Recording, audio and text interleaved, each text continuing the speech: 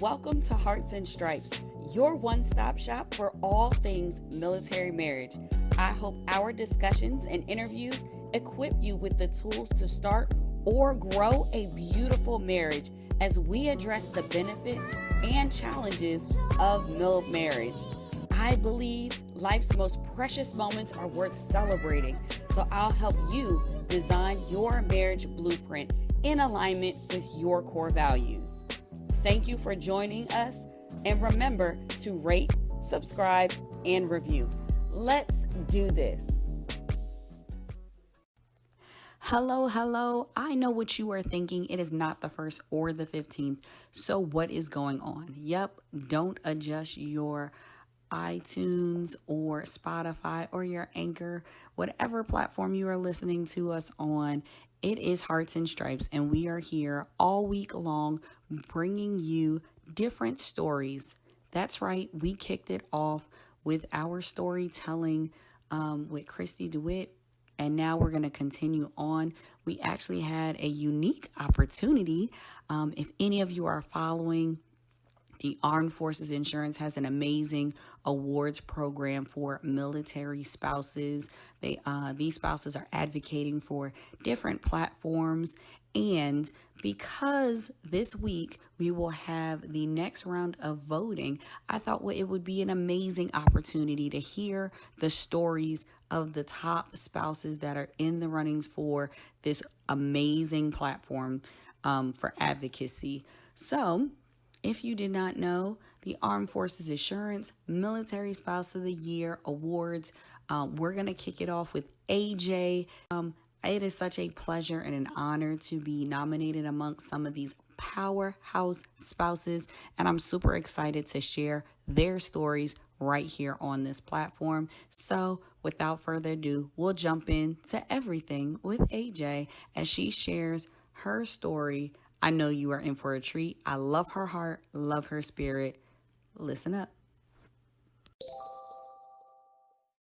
Welcome to this Heart to Heart. I have a very special guest.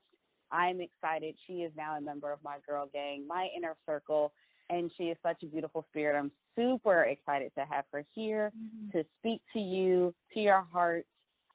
This is the one and only AJ, the 2020 Armed Forces Insurance Lackland Air Force Base Spouse of the Year. AJ, say hello to everyone. Hello, everyone. Thank you for tuning in. And thank you so much, Bree, for having me on. I really appreciate it. You are filled with grace and kindness, and it displays everything that you touch, just shows it, and I love it. Oh, thank you so much. Well, I am super excited to have you on here because we are in the top 3 for the Air Force Spouse of the Year together. And it has been such an amazing ride to be among some powerhouse spouses who are really have a heart to see a change and improvement in our community. And I just wanted to talk about you and what your platform is, share a little bit about your story, your journey, and kind of what you see or would like to see this year kind of unfold into. Oh, 100%. So my platform is Fierce Belonging. And what I do, the work that we do, is running red tents and intentional story gatherings. So red tents are gatherings once a month where women come together and we dig into a theme together in sacred space, and it's open faith. So anybody can attend, whether they're Christian or pagan or Nordic, everything is welcome. And It's a sober space. And so a lot of times when we gather as women, we're maybe selling something or we're celebrating something, but we don't often take intentional time away from the hustle and bustle world to come together and connect and ask, outside of everything that's going on, how are you doing? And what does this look like for you? How are boundaries showing up? What does vulnerability look like? Where is your value coming from? And what are your values right now? And where did those come from? And so we're giving women tools to dig in and ask these hard questions. And it allows these perspective shifts, and sharing our stories, which allows us to connect. So it's creating these spaces for us to gather because we go all the time. and we're doing for everyone, right, Bree? Like, yes, I can do this. Yes, I can help this. And we forget to say no. But when we say yes to everybody else, we forget to say yes to ourselves and what we were placed here to do and to show up fully as. And so that's what we do with red tents and intentional story gatherings, is that same concept, but open for all genders. And so our red tents, they're inclusive for all women. So we have cis, trans, and femme-identifying folk. But awesome. Intentional story gatherings are for everyone. And I love it. I love it. Oh, it makes my heart happy. I know. It sounds like such a free and safe environment to just kind of look introspectively and, not worry about the noise that's happening outside, but to really, like you said, just dig in, and you're giving the tools. So that's awesome for somebody who, because like you said, we run all the time. You have to equip people and kind of guide them along the way to get them there, and giving them tools to kind of dig in and feel free and strong enough to share their stories. I love that. I love the different stories that we all share. I think you can identify with this too, as military spouses and military couples in general. We all have our own stories. Like even our spouses, their story is very different from our stories even. So it's awesome to kind of tap in and not just, because we're not just hitching our wagon to someone else's stories. Like we have our own identity. We have our own story. We have our own strength. And people can learn and grow from hearing and sharing that. So I love it. I love that. I love that you're delineating too that whoever is in the marriage, both of them are separate people that are coming together, partnering on a journey. And each person belongs to themselves and equally belongs to each other. And when they're both showing up fully and not, we call it like energy sucking, like vampire, like you're vampiring. When you're using you're using the energy of the other person, to sustain yourself or be like, okay, they think I'm great, I can keep doing this, instead of kind of being self-sustaining or knowing like, hey, this is how God created me to be. This is how I need to move through the world and doing the work. But both people have a role to play in building each other up and speaking life into each other. So I love the way that you phrased that, because 100% yes. Yeah. So tell me a little bit about the intentional story gathering. What does that kind of look like, and what kind of stories come out of these experiences? Yeah, great question. So, for example, I'll give you kind of a run through what a night might look like. So we come together, and our first 30 minutes is open. We're just relaxing, eating food, snacking. Then we have an opening song. Usually we share. And we have a theme for the night. So this is just like Red Tents. It's just open for all genders. So let's say our theme is values, right? Okay. And so value versus values. This is a tent, and this is a red tent that we did the other night. And it's the same thing as intentional story gathering, just for genders. And so we ask the question, what is your name? What is your intention for tonight? And what does value or values mean to you? And so each person goes around the thing, and we have a little light, those tea lights that light up with a battery. Oh, yeah. Pass it around. So that's our talking light. And one of our guidelines, intent, is that you say, I have spoken after you have finished. Some people, I don't know about you, but I'm an external processor. And so I'm like, oh, I feel like when this happens, I feel, and I can't get the words out. And somebody else will say, oh, I feel frustrated when that happens. And somebody else pitches up, oh, I feel frustrated and angry. And I'm like, no, I don't feel angry. I just feel let down. But somebody else is already talking. And so it can unravel very quickly. And when we allow that space to say, we give them that moment to figure it out, because their brain is processing, right? How often do we in day-to-day life give ourselves the grace to figure out exactly what word fits and exactly what we're feeling? And so that's just the first circle. So we share that around, and we share only our own stories, because sometimes in regular life we share stories that are not our stories to tell. And so here, there's no advice unless asked for, which is one of our guidelines, is if somebody asks for advice, you can give it. But if, something happened to you, you can't say, oh, that happened to my sister's ex-boyfriend's dog's babysitter.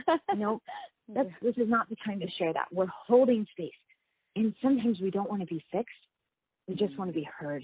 And this is a space for that.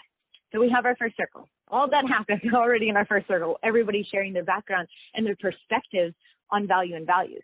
Nice. Because, Bree, what does value mean to you? So value to me is how I see myself, how my creator sees me, and how that aligns. I have spoken. Oh, I love it. And for me, value feels like something that I'm giving to the world. What is value that I'm giving? It doesn't feel like inherent worth. It feels like what I can give to other people. I have spoken. So right there, there's just two of us. And already I have an idea of how value looks for you, and you have an idea of what it looks like for me. So we get this big, beautiful baseline of figuring out all of these perspectives, because sometimes when we share stories, we're like, oh, they don't even understand. They're not saying the same thing I am. No, they're not. We're all touching a different part of the elephant. So that's the circle. Girl, right? And then we have usually a poem or a short story that goes in a theme. We ask a question about what does it look like for people. And then we have an activity. So for our values tent, we did a meditation. So I do guided meditations where it's just a way of listening to what our souls are trying to say, because sometimes our brains can get so loud with everything that's coming from outside, right? Outside pressures, things that people need from you, husbands, children, dogs, what's in the fridge, what am I going to bake tomorrow for the bake sale? All of these things can be rattling inside our brain. But what happens when we quiet and we listen and we ask, what does this actually mean to me? And by using visuals, we're linking both sides of our brain, right? So we're activating both sides, and so we can integrate our learning better. So that's what we're doing throughout these intentional story gatherings, is we're learning this visually, orally, auditorially, and in our bodies through activities. And so in this meditation, we do it where you hold your hands out and you visualize yourself as an island, and your island is your value, and it's where your value's at. And is there anybody encroaching on your island? Does your island have any boundaries? Who's on your island? What's happening on your island? Is there anything not allowed on your island? Maybe it's just you. In one of our meditations for me, there's a whole table and people are feasting at it, but out in waters, there's other things happening. And so for everybody sharing, after our meditation, everybody journals it out. We journal it out because that helps our brain process every more. We're giving people access points in these things. So whether it's in chatting, in conversation, in meditation, everything is an access point to help people learn. Nice. And so, and that's what it comes down to. And then they can share as much or as little as they want, because this is their story, right? And then after that is my favorite part. And this is a womanhood story or someone's story. If it's intentional story gathering, it's just somebody's story that night that is usually asked ahead of time. What does it mean to be a human in this world? What does it mean to be a person in this world? So for women, what does womanhood look like to you? What did it mean when you got your first period? Or what was your relationship like with your mom? And sometimes we have so much shame and guilt and trauma based around our stories that we tap them down and we don't share them. But for somebody who had sexual trauma when she was young, somebody else hears that story and she thinks, oh my gosh, that happened to me too. I don't think she's crazy. Maybe I'm not crazy, right? And it's this whole lift of grace and space. And it gives like this 1 inch of separation between these stories, because we claim our stories as our own, right? You're not just yourself. You're also your stories. But what if your stories are a part of your history and not your first name? Oh, yeah. Yes. Yes. Yeah, that's the work we do. That's what intentional story gathering. So, it's this, and then we have soul care time where it's 20 minutes where you don't have to do anything for anybody else. Do you want to take a nap? Do you want to do yoga? Do that. Do you want to braid somebody's hair? Do you want to trade massages? Do you want to eat a cookie? Do that. So 20 minutes. Nobody needs anything from you. It's fantastic. And then we usually do a second activity and another circle, and we close up with a red thread ceremony where we share about something we learned that evening, and our favorite moment. And then we sing a song at the end. But we wrap red thread around our wrist to represent how connected we are to each other. Because it's so easy to forget that we're all connected, right? Mm-hmm. In our world of social media and going and striving, we can look at each other as competition. We are all so much more alike than we are separate. And when you're connected Absolutely. and when you wrap red thread around your wrist and we're all in that circle, anytime somebody moves, you can feel it. And so when we're all connected with our thread, we take a moment to recognize in the month, this isn't just for tonight that we're connected. In the entire month moving forward, if you need something, you pull on your red thread. And by pulling on your red thread, that means asking your words, using your words to ask for what you need, because we're not mind readers. As much as people think women are, we're not. Yeah. You know. Right. But when we use our words, we're giving people opportunities to feel supportive of us and to be supportive. Because if you just think it and you don't tell them, they're not going to know. And then if you're resentful of them for not following up, great. Mm-hmm. What is that about? Yeah, You know? yeah. Because bitterness and resentment, it rots the bones. And so that's the magic. That's the work we're doing. Because you leave that night, you have your village. You have your people. They were with me in the middle when I shared my story. And they heard me. They didn't try to fix me. They said, I'm here. I see you. Oh, that's powerful. That is when we powerful. recognize the humanity and the people Mm-hmm. around us, girl. It's beautiful. It's absolutely changed my life. And it's changed the lives of the women and people that have been on our bases. And so there's thousands of red tents in these gatherings all across the world, but there's only a few at bases. But can you imagine what this would be like if we had these on every base? I really feel like there is room for this at every base, at every installation, because it is so needed. I think just hearing, like, I was just present, I was seen. That is something that speaks volumes to me, especially just seeing every military spouse, every military couple is different. And this just affords them the space to just be whoever they are, unjudged, without being corrected. I mean, how many people can probably, who are listening right now, could probably say that is, they could, even if it was 20 minutes, I know it's longer than that, but they would give 20 minutes just to be seen in that way. Oh my gosh. Yeah. I think it's super powerful. I love it. I absolutely love it. I'm so excited to see it grow too, because I know this is something that you started, you're spearheading it, and it's growing from location to location. Are you training up people, your red tent leaders, to bring it to different bases? What is your process of kind of, you got that spark now, lighting that fire and letting it spread. What is your process? Exactly. So Anita Diamant wrote this book in 1993, I think, or 89. And so it was about red tent. The book is called Red Tent. There's a Lifetime movie based on it. So I did not start this red tent movement. There have been red tents since the dawn of time as well. So I cannot claim this movement as a whole. I'm just one part in this giant red thread.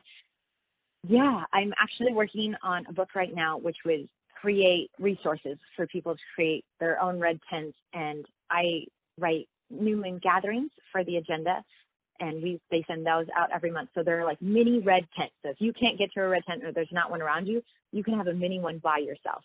But I'm working on a resource right now to help. If anybody's interested in starting these, please reach out. This is my heart, and my heartbeat is helping people feel connected and having the tools to create this space, right? Because it's not just hanging out. And I think people don't realize that until they come, or until they're in a space like this of, this is what it means to be seen, So yeah, I would love to see these. I would love to work with the AFRC to build these on bases. And I would love to travel with the USO to do embodiment workshops of, okay, you're at this base right now. What does it look like to show up fully as yourself in your skills and your talents? What does that look like? And what are tools that you need to do that? And so those are my big dreams right now, and some other things that are in the works. But Good stuff. That is awesome. Dream big. Man, even if 3 people gathered. Our first red tent was 4 of us in my living room in Spangdahlem, Germany. And I was like, I have an idea because I read this book about cycles. And I was like, did anybody know about this? Nobody told me. And they're like, we didn't know either. We started talking about birth cycles and we don't talk about these things, and they create shame. And similar things can happen in our military community, with spouses, is we don't talk about isolation. We don't talk about loneliness. We don't talk about, I don't feel wanted, or I don't feel seen, or I don't know if I belong. We don't talk about it, and it creates this cloud of shame around people. But if you can all step forward and embrace space, more powerful together. Absolutely. And I think even similar to Red Tents, just going through this opportunity through AFI and this award program, and I know you're in there too, you see it, we are so much stronger together. I just look around, even in the group of all of our base winners, those who are alongside us in that top 18, those who have come before us, people that I can think of that are going to come next. Oh man, we could take over the world. I say that to my husband. Movers and shakers. And there's so much potential and opportunity there. So I absolutely love the empowerment, the positioning of your platform. It's just, it really speaks to a need that I feel like is there. And I mean, maybe it's not for everyone, but I think if people could open their mind and try, maybe they haven't done meditation before, or they haven't been in forums like this, or they maybe don't feel comfortable speaking on women's issues. I think if people could open their minds and see the outcomes from a red tent, I think people would absolutely give it a try at least one time. I know I'm so here for it. We might have to plan one in DC if our schedule. I think we might. Yeah, we'll wake up at 5 a.m. I know it's gonna be. So I think that's I think that's a really good point you make. Of we can prevent ourselves from trying something new out of fear. Did you ever read Big Magic by Liz Gilbert? No, I have not, but I'm definitely going to write it down. Okay. This is going to be, Big Magic was, there's a few books in my life. Moontime by Lucy Pierce, Boundaries by John Townsend and Dr. Cloud, Emotional Healthy Woman, I can't remember who wrote that, but Big Magic by Liz Gilbert talks about creative living beyond fear.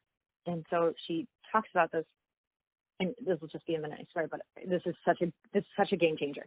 Yeah. She talks about how we're always like, I'm waiting till I'm not afraid anymore. Or, the fear is just all over me. And there's a spirit of fear, right? But there's just like everyday fear, because you don't walk into a freeway because you might get hit by a car. You're not going to walk over a cliff because you have that fear kick in of like, don't get too close, you might fall, right?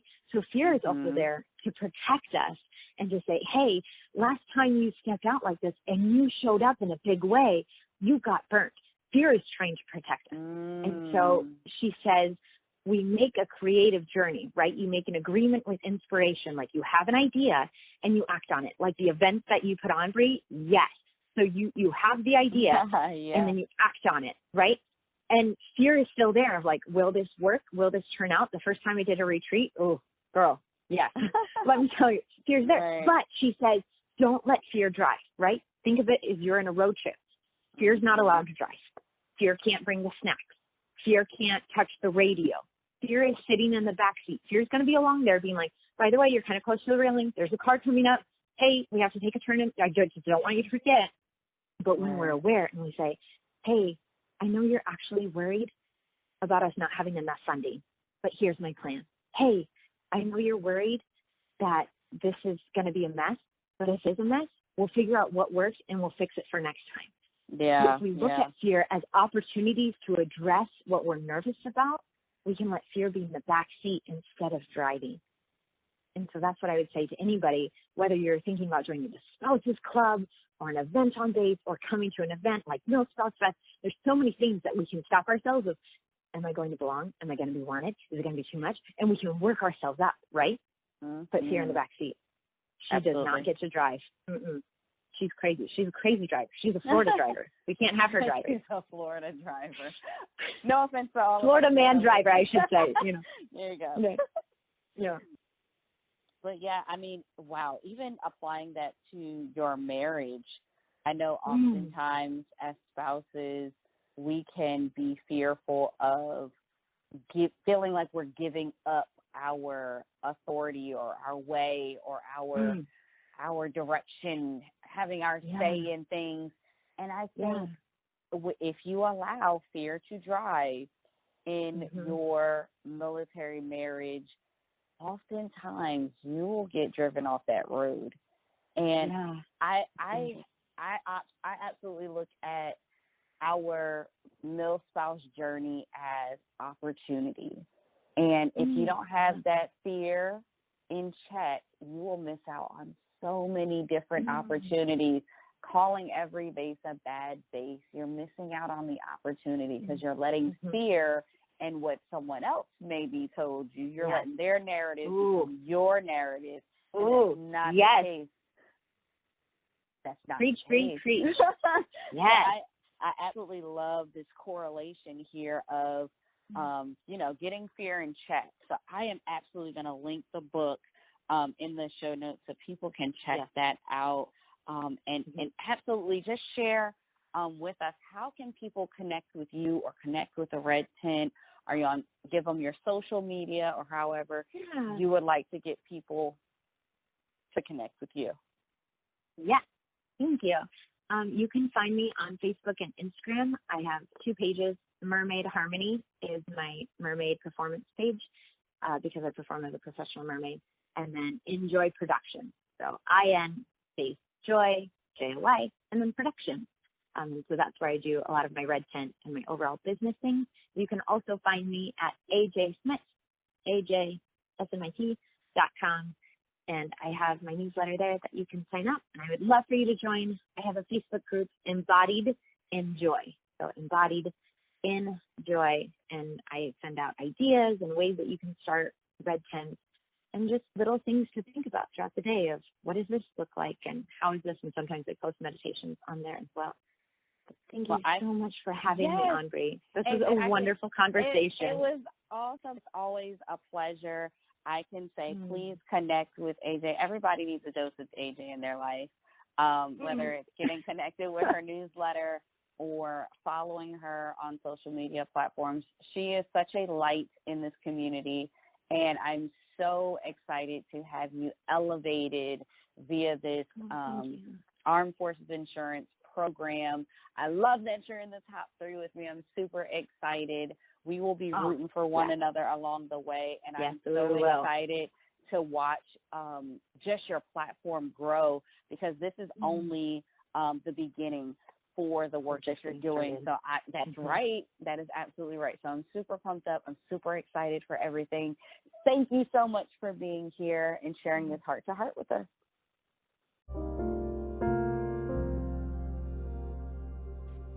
This podcast is sponsored by B. Carroll Events for wedding and event planning and design.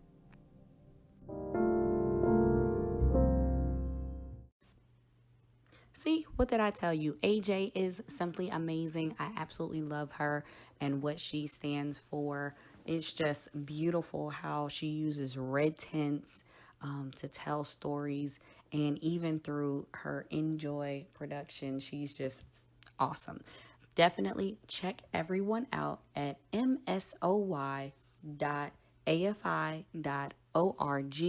to find more about the Armed Forces Insurance Military Spouse of the Year program. Also, stay tuned because tomorrow we have another amazing top 18 candidate who is in the runnings for Military Spouse of the Year. You won't want to miss out. We're sharing stories, and we're always here at Hearts and Stripes, all about mil marriage. Stay tuned. Thank you for tuning in Remember to rate, subscribe, and review. This is Hearts and Stripes. We are the few and the proud that aim high and are forged by love. Born ready. We are Mill Marriage Strong.